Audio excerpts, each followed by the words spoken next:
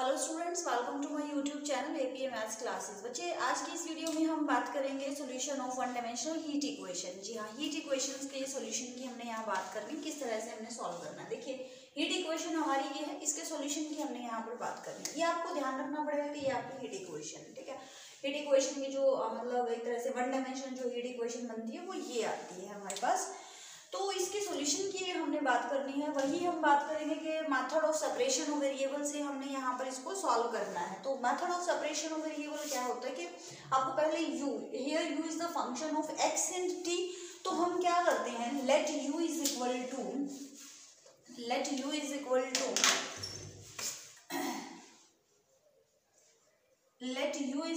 क्योंकि u x और t का फंक्शन है तो x into T, where x is the function of x only and t is the function of t only। ठीक है, x सिर्फ x का फंक्शन है, t सिर्फ t का फंक्शन है। Be the solution of equation number, अगर ये हमारी 1 है तो be the solution of equation number 1। ठीक है, ये इक्वेशन नंबर 1 का हमारे पास सॉल्यूशन है। हम मान लेते हैं मेथड ऑफ सेपरेशन वेरिएबल से। अब क्योंकि ये इसका सॉल्यूशन इक्वेशन नंबर 1 का, तो ये इक्वेशन नंबर 1 को सेटिस्फाई करना चाहिए, है ना। तो हम क्या करते हैं, इसको इक्वेशन नंबर 1 में लगा देते हैं। अब इक्वेशन नंबर 1 में क्या है, यू के डेरिवेटिव्स हैं, तो यू के डेरिवेटिव निकाल लेते हैं। Del U over del T हमारे पास क्या बनेगा, इसका डेरिवेटिव हो जाएगा एक्स, तो एज इट इज टी का डेरिवेटिव हो जाना है। Del square U upon del X square क्या हो जाएगा, x का तो डेरिवेटिव हो जाएगा और t की भी कांस्टेंट की तरह काम करेगा, तो t एज इट इज रह जाएगा। इन दोनों की वैल्यू उठ के यहाँ आ जाएगी, तो इक्वेशन बन जाएगी आपकी 1/c square x t dash is equal to x double dash t। ठीक है, तो अब क्या करते हैं, हम वेरिएबल को अलग अलग कर लेते हैं। t डैश के साथ तो आएगा t, तो 1/c square x t dash upon t आ गया, ये x में उधर ले जाती हूँ x डबल डैश के साथ, तो x double dash divided by x के साथ x डबल डैश x का डेरिवेटिव है तो x का ही फंक्शन है, इधर t का डेरिवेटिव है तो t का ही फंक्शन है। तो देखिए, जब आप इसको कंसीडर कर रहे हैं तो ये कांस्टेंट की तरह काम कर रहा है, कांस्टेंट है।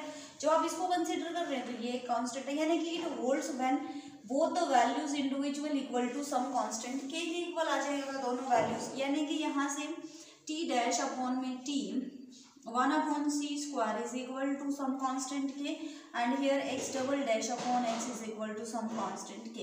अब k की वैल्यू पर डिपेंड करते हैं इसके सॉल्यूशन के। k अगर आपका नेगेटिव हो सकता है, k की वैल्यू 0 हो सकती है, k की वैल्यू पॉजिटिव हो सकती है।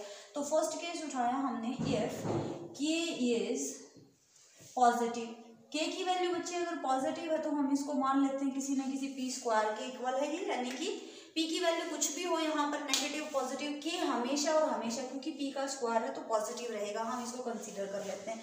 तो ये वैल्यू उठ के k की वैल्यू यहाँ आ जाएगी दोनों इक्वेशंस में। तो इसको सॉल्व करें तो 1/c square t dash upon t is equal to, k की वैल्यू आपके पास p स्क्वायर, ये दोनों वैल्यू यहाँ मल्टीप्लाई हो जानी है। t dash is equal to c square p square t, इसको इधर ले आओ, t dash minus c square p square t is equal to 0। Auxiliary equation क्या बनेगी यहाँ से, d minus c square p square is equal to 0, और you can say d is equal to c square p square. ठीक है, तो यहाँ से सॉल्यूशन क्या बनेगा मेरे पास, t की वैल्यू क्या आ जाएगी, e raise to the power c square p square, क्योंकि t का फंक्शन है तो t और लग जाएगा, और यहाँ पर आपका जो है c1 कांस्टेंट आ जाएगा। ठीक है जी, t की वैल्यू ये आ गई। नाउ x की वैल्यू के लिए यहाँ पर k की वैल्यू मैं रख दूँ यहाँ p स्क्वायर। ठीक है, तो x double dash is equal to p square x, इसको इधर ले आओ, minus is equal to 0। Now auxiliary equation is d square minus p square is equal to 0, so d is equal to plus minus p। ठीक है, तो जो x आएगा वो क्या आएगा, c2 e raise to the power px plus c3 e raised to the power minus px. So our solution is, if k is positive then u is equal to x into t, तो u is equal to x की value क्या है, c2 e raised to the power px plus c3 e raised to the power minus px into t की value क्या है आपके पास, c1 e raised to the power c square p square t। ठीक है, ये variable है, हाँ variable है, ये t है। ठीक है जी, k पॉजिटिव है तो मेरा सोल्यूशन ये आ गया, कोई दिक्कत यहाँ पर, कोई प्रॉब्लम नहीं है। सेकंड केस उठाते हैं हम, इसको मैं रब कर देती हूँ, ठीक है। सेकेंड केस उठाते हैं व्हेन के इज नेगेटिव, या के इज इक्वल टू 0 कर लेते हैं पहले। सेकेंड केस इफ के इज इक्वल टू 0, के की वैल्यू 0 है तो यहाँ रख देते हैं हम, तो टी डैश हमारा 0 हो जाएगा। On integrating T is equal to क्या हो जाएगा, ए सम कांस्टेंट, ठीक है। टी ऑन इंटीग्रेटिंग करेंगे तो ये किसी कांस्टेंट के इक्वल आ गया, हमारा C1 नाम दे देते हैं इसको, C1। और यहाँ पर जब आप के को 0 रख रहे हैं, इस इक्वेशन में के को जब आप 0 रख रहे हैं तो ये बनेगा आपका x double dash is equal to 0। On integrating x dash is equal to some constant C1, इसको C2 नाम दे देते हैं। Again on integrating x is equal to C2x plus some constant C3। तो our solution is u is equal to x into T, that is equal to x की value है C2x plus C3 into C1, ठीक है जी। तो इस case में हमारा ये सॉल्यूशन आया। दूसरा सॉल्यूशन हमारा ये है, हम यहाँ लिख लेते हैं u is equal to C2x plus C3 into C1 को हम आगे लिख देते हैं, कोई इशू नहीं है, मल्टीप्लाई में है, ठीक है जी।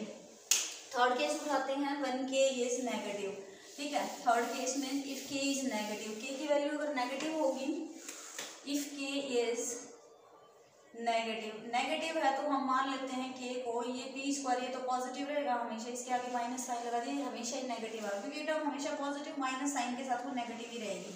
यहाँ रख देते हैं हम, तो T dash upon C square T is equal to minus P square, ठीक है। इसको इधर ले आते हैं, पहले तो ये मल्टीप्लाई होगा, T dash is equal to आएगा, इधर ले आती हूँ मैं उसको, P square C square T is equal to 0। Now auxiliary equation is D plus P square C square into T equal to 0। Auxiliary equation में टी लिखते नहीं है हम, डी की वैल्यू आ गई आपके पास minus P square C square.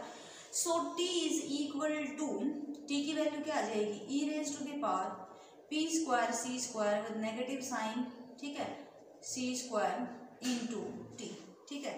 ये वैल्यू आई एक तो आपकी टी की वैल्यू, ठीक। हाँ जी, ये क्वेश्चन हमने उठाया, a rod of length L with insulated sides is initially at a uniform temperature U0, ठीक है। Its ends are suddenly cooled at 0 degree Celsius and are kept at that temperature. Find the temperature function UXT आपने function निकालना है। अब यहाँ से आपको initial और बाउंड्री कंडीशंस निकालनी होंगी, ठीक है। इसने कहा है कि जो रोड ऑफ लेंथ L है, insulated sides initially at a uniform temperature U0। तो इनिशियली जो मेरा टेम्परेचर है, यानी कि जब x t की वैल्यू मेरी 0 है, जब t की वैल्यू 0 है तो जो टेम्परेचर फंक्शन है that is equal to uniform यानी कि U0 है, ठीक है। इनिशियली जो टेम्परेचर फंक्शन है दैट इज U0, ये गिवन है। And its ends are suddenly cooled at 0 degree. Ends मतलब जब x की वैल्यू 0 है और जब x की वैल्यू L है। एंड पॉइंट क्या है, लेंथ कितनी थी, L थी, तो एंड पॉइंट है L पे और 0 पे मेरा जो टेम्परेचर फंक्शन है दैट इज वेरी कूल, यानी कि क्या है, 0 है वहां पर टेम्परेचर, ठीक है। तो UXT the temperature, let UXT be the temperature function, जैसे कि हमने बात करी है अभी वन डायमेंशन हीट इक्वेशन का सॉल्यूशन है जब हमने निकाला था, तो जो मेरा UXT आया था वो क्या आया था, C1 cos px plus C2 sin px into C3 e raise to the power minus P square C square T. यही बात करी थी हमने। इन कंडीशंस का यूज करते हुए हमने C1 C2 C3 की वैल्यू निकालनी है, तो हमारा UXT आ जाएगा, ठीक।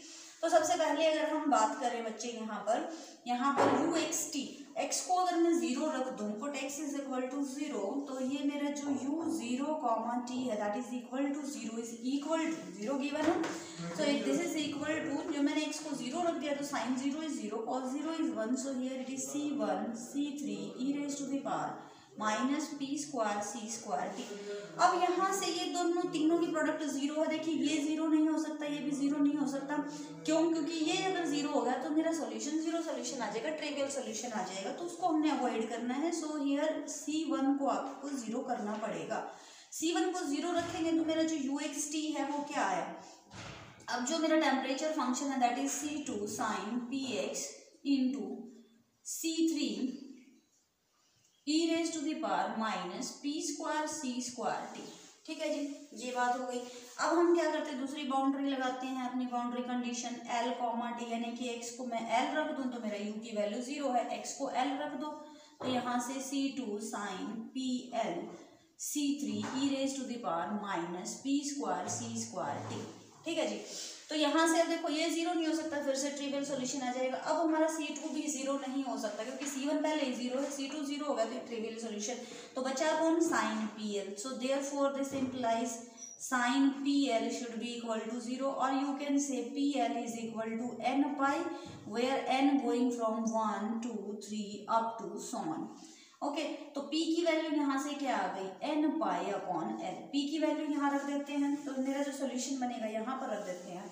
तो जो बच्चे मेरा सॉल्यूशन आया uxt that is equal to C2 sine px, p की वैल्यू है हमारे पास n pi upon l x into C3 e raise to the power minus p की वैल्यू है n pi upon L into में है हमारा c स्क्वायर t। ठीक है, ये आया मेरा uxt यानी कि temperature function.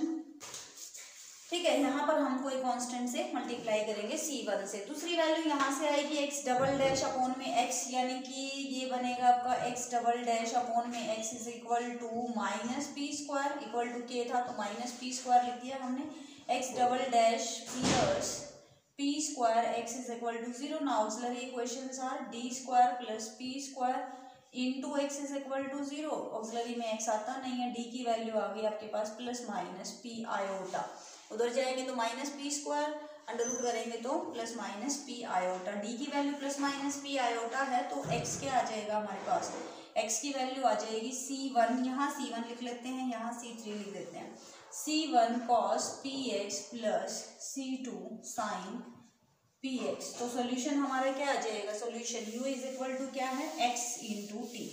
u equal to क्या है बच्चे सॉल्यूशन में, u is equal to x into T, तो that is equal to C1 cos px plus C2 sin px।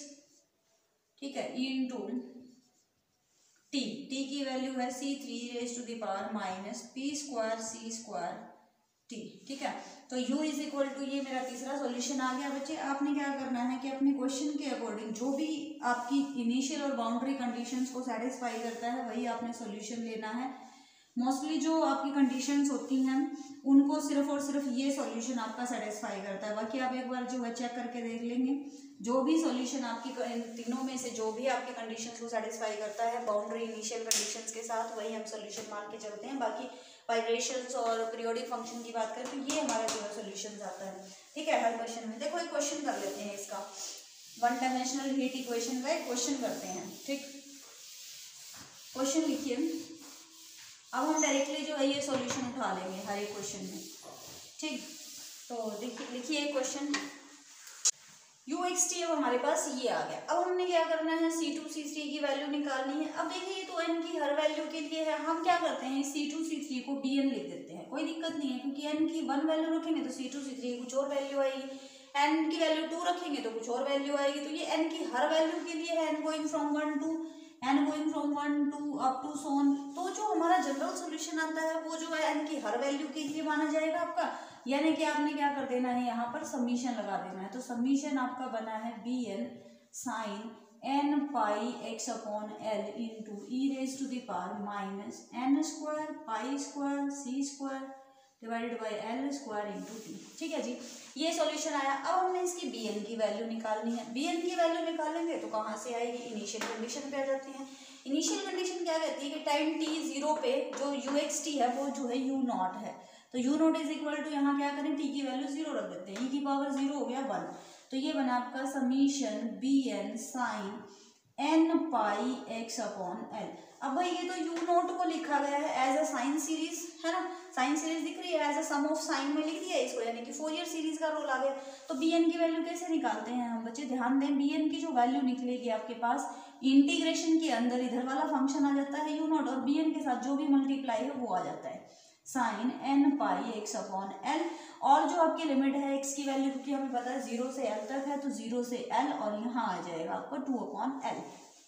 ठीक है, बी एन की वैल्यू आ गई, बी एन की वैल्यू आ गई तो उठा के कहाँ रख देंगे, ये हमारा सोल्यूशन आ गया, फिर बी एन ही तो निकालना था हमने। So this is the solution where B N is equal to this one, this is the solution, this is the temperature function where B N is equal to this one. जब B N की वैल्यू known हो गई तो हमारे पास solution मिल ही गया, हमें B N की वैल्यू निकालनी थी। ठीक है, C1 C2 C3 सब नॉन है हमारे पास, यहाँ पर L की वैल्यू नॉन है, C की वैल्यू तो क्वेश्चन में गिवन है, क्वेश्चन में स्टार्टिंग में क्वेश्चन में ही गिवन है हमारे पास।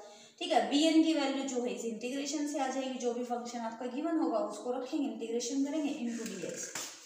ठीक है जी, तो ये हमारा solution of one dimensional heat equation, क्योंकि टेम्परेचर फंक्शन की बात करें तो इसका मतलब हीट इक्वेशन का सोल्यूशन आएगा। कंडीशंस आपकी गिवन होंगे, उन कंडीशंस के अंडर हमने काम करना है।